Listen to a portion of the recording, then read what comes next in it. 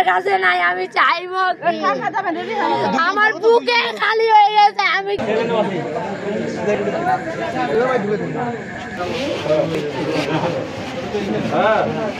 আজ তো অতি খেলা যদি একলা চলে যায় ছোয়া লোক গাড়ি ঘোড়া দুনিয়ার মুই আরো কচু বসলে ডাং নাম কেন হয়ে গেছে খেলা একলাই খেলা দেই না হয়ে গেছে।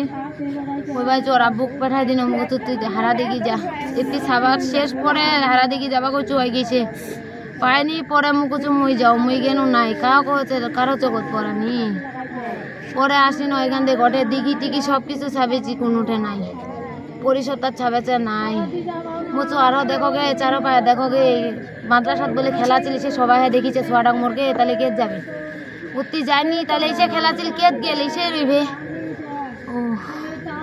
ওরকম করে চাইতে চাইতে পরে একটা ছোট ছোয়া খুশি দিছি যা তো দেখতো এই পাশত গলি খুচিরা দেখ কোয়া যাবা না দেখতো তুই মনটা দেখি পয়সা মুখ দেখতো তুই সাবেক ওই যা কত রোজ দিন ওই বাথরুমটা দেখু আর বাথরুমটা দেখা গেছে অঙ্গ বসেছে গে ও বাবু অঙ্গ বসেছে মোর ছোড়া এলানি দেখে ও মোর বাজুর আগে আমার কাছে নাই, আমি চাইবো আমার বুকে খালি হয়ে গেছে। আমি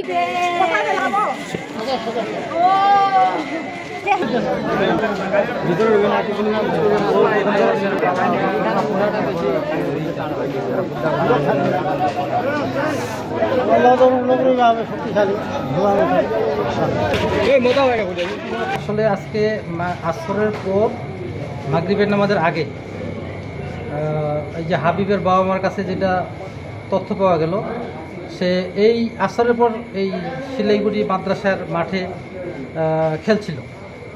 তো তার বাবা মার কথা অনুযায়ী আসরের পর খেলছিল। তো যা করে আমাদের বিভিন্ন সূত্রে গ্রাম পুলিশের সূত্রে আমরা জানতে পারি যে আমাদের ইউনিয়ন পরিষদের পিছনের সাইডে পরিত্যক্ত একটা বিল্ডিং, যেটা অনেক আগের বিল্ডিং, উপরে খোলা এবং বড় বড় জানালা, এবং এই পরিত্যক্ত বিল্ডিং থেকে তাদের বাড়ি আনুমানিক 100 ফিট বা 150 ফিট এরকম একটা হবে। যা পুলিশ আসে, পুলিশ খুব ভালোভাবে তদন্ত করতেছে, তার বাবা মার সাথে কথা বলছে, স্থানীয় লোকজনের সাথে কথা বলছে। এই ব্যাপারে আমরা পুলিশ প্রশাসন, স্থানীয় প্রশাসন এবং এলাকাবাসী সবাই খুব ভালোভাবে একটা তদন্ত চালাচ্ছি যাতে এটা বের করতে পারি। এটা সম্মিলিতভাবে সবাই চেষ্টা চালাচ্ছে এবং সম্মিলিতভাবে সবাই চেষ্টার দরকার। এই হচ্ছে সর্বশেষ। পরিষদের পিছনের পরিত্যক্ত বিল্ডিংয়ে বাচ্চাটির মৃতদেহ পাওয়ার পর স্থানীয় লোকজন এবং গ্রাম পুলিশ আমাদেরকে খবর দেয়, পুলিশকে আমরা খবর দিই, দিয়ে কিভাবে মারা গেল তার বাবা মা স্থানীয় লোকজনের সাথে কথাবার্তা চলতেছে, পুলিশ তদন্ত চালাচ্ছে।